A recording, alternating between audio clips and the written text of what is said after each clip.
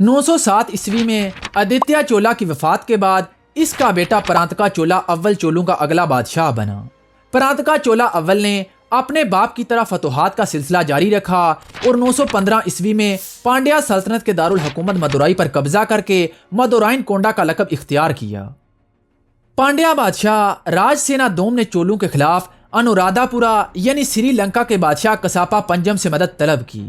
پرانتکا اول نے کساپا پنجم اور راج سینا دوم کی متحدہ فوجوں کو ویلور کی جنگ میں عبرت ناک شکست دے کر راج سینا دوم کو لنکا کی طرف بھاگنے پر مجبور کر دیا۔ 911 عیسوی میں راشٹر کوٹ فوج شہزادے آندرا سوم کی قیادت میں چولا سلطنت پر حملہ آور ہوئی۔ پرانتکا چولا اول اور اس کے بیٹے راج آدتیہ نے ولالا کی جنگ میں راشٹر کوٹوں کو عبرت ناک شکست دے کر پسپا کر دیا۔ یہ پرانتکا چولا کے عروج کا زمانہ تھا اور چولا سلطنت تقریباً پورے تامل ملک پر پھیل چکی تھی۔